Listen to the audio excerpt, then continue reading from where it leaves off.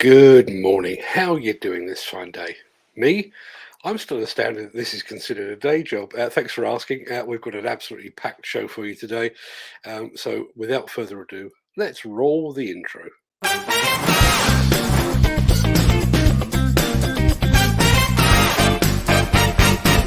Welcome to the Breakfast Show. I'm your host, Mark Anthony. It's Thursday, the 29th of July, and as that strangely persistent guy just said, welcome to the Breakfast Show. I am your host, Mark Anthony. In today's show, Rye Group is spearheading the rejuvenation of Aldershot town centre, and trust me, it needs it. Doosan draws back the curtain on its latest wheeled excavators. Oakwood Demolition has coupled up with Miller, and there's a car showroom requiring the attention of a demolition contractor way down in Bristol. And if you stick around for long enough, I will introduce you to my doppelganger. If you've got any comments or questions on these subjects or anything else for that matter, leave them in the chat and I will get to them in the after party just as soon as this show ends. But first, let's check out which celebrities will be blowing out the birthday candles on this day of days. Happy birthday!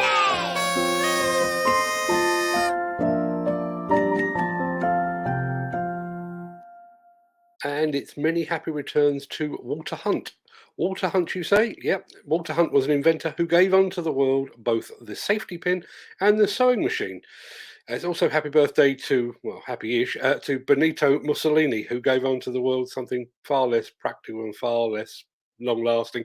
It's also a happy birthday to the ever-popular football referee Graham Poll, to runner Sally Gunnell, and to actor Will Wheaton of Stand By Me fame. Many happy returns to them, one and all. Sadly, yesterday was an absolutely terrible day for generations of music fans, as it marked the passing of ZZ Top bassist Dusty Hill and former Slipknot drummer Joey Jordison. So go loudly, gentlemen, and thank you for the music.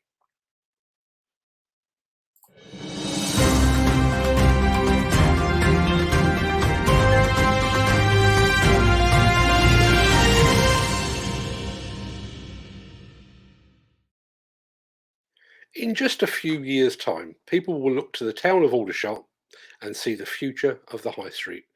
Pound shops and charity outlets will have given way to communal spaces, and a sleepy old military town will have been transformed into an aspirational place in which to live and work. Of course, architects and town planners will be praised for their foresight, but that long overdue transformation is actually being made possible by a demolition contractor. And that demolition contractor is none other than Rye Group. Now, as I mentioned yesterday, it's our intention to follow this project as it evolves over the coming months. Yesterday, we got to see the scope of the site and the challenges that lie ahead for the first time. Now, the real film itself is some weeks off, possibly even months off, but we can give you a very quick sneak preview of the early stages of these transformational works. Take a look at this.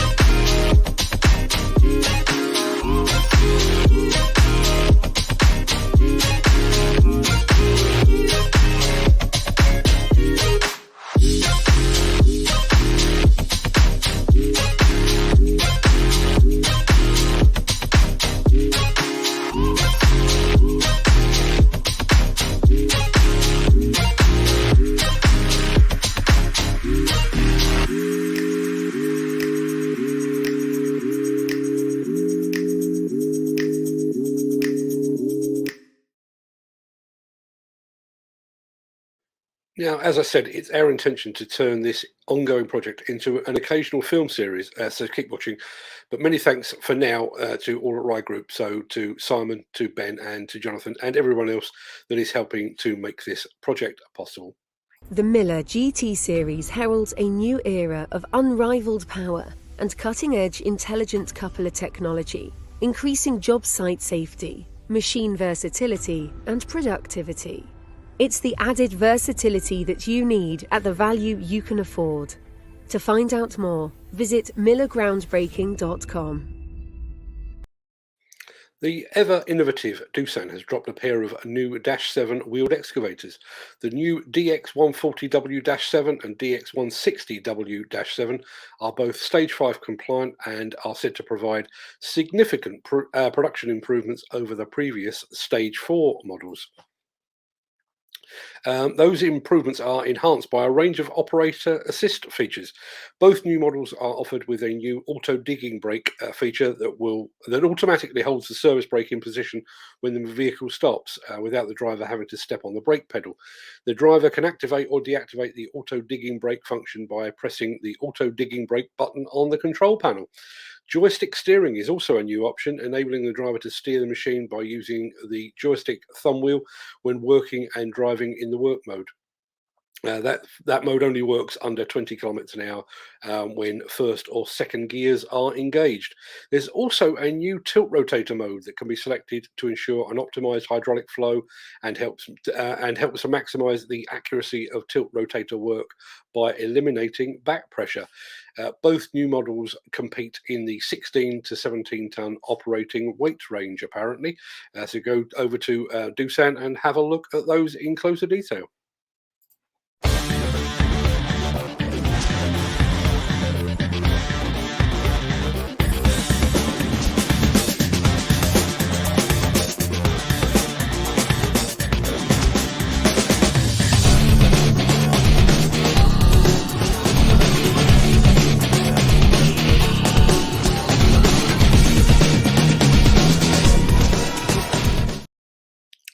Any demolition contractor seeking a quick coupler system these days for the rapid change of attachments is absolutely spoiled for choice. But as Oakwood Demolition sets to work on the extension of London's Euston Station as part of the Mammoth HS2 rail project, the company has opted for the power latch coupler from Miller UK. That coupler has been paired with an Hitachi ZX670 excavator. Oakwood's plant manager, Katrina Christoforou, explains, in our industry, the attachment is the job. The wrong choice can delay jobs and cost time and money. Quality is key, as is minimal downtime, and that's why we chose to specify Miller. Miller has always had a good name. The product speaks for itself, and in the instance of this particular power latch, Miller had a better lead time and were more cost effective than their competitors. So congratulations to Oakwood Demolition on their new purchase, but also congratulations to our friends and sponsors over at Miller UK for this latest sale.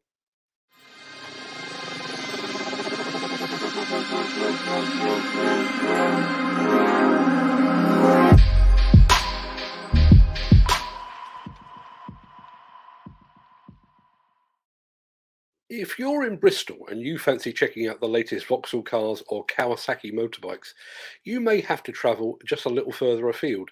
The former showroom on Avon Street has been chosen as the site of a new mixed-use development comprising offices and educational facilities. And as a result, that showroom has been earmarked for demolition. Both Barnwood Construction and Overbury are currently pounding on the door of the client, the University of Bristol, but a suitable demolition contractor has yet to be appointed. You can find out more about that project lead and many, many more just like it over at buildersconference.co.uk. And speaking of the Builders Conference, please be sure to tune in tomorrow when I will be joined by none other than the Builders Conference CEO, Neil Edwards. We're going to take a look back at the Construction Contract Awards reported in the month of July, and that have already surpassed the £5.5 billion mark. We're also going to take a look at a closer look at the industry growth forecasts from the Construction Products Association and at the rise of wages across the construction sector. If you've got any questions for Neil, please send them over to me in the chat or via email, and I'll put those questions to him tomorrow morning. I've got one more button to press and there we are. Sorry to interrupt the guy with the funny glasses, but if you're enjoying this video, please hit the like button as it helps our channel. Or better still, share this video with a friend or a colleague. Thank you. Right, back to Beardy.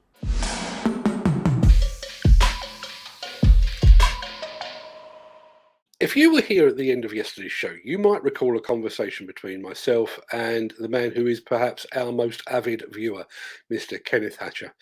Ken claimed that I looked like the Big Jet TV guy. Now, I had no idea who the Big Jet TV guy was. I didn't know if it was meant as a compliment or an insult.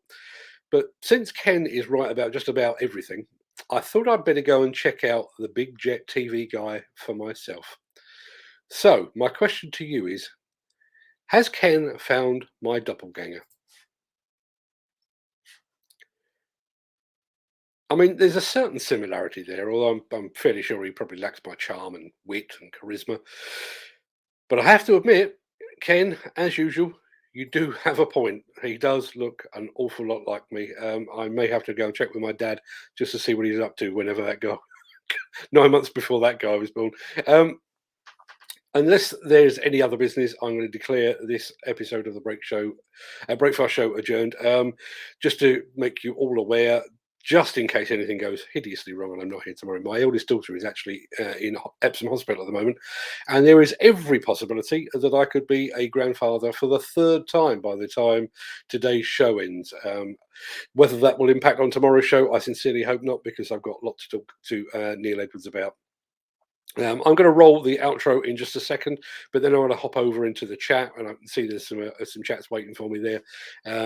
But for now, stay safe, have a great day, look after yourself, your family, your friends, and your colleagues, and thanks for watching.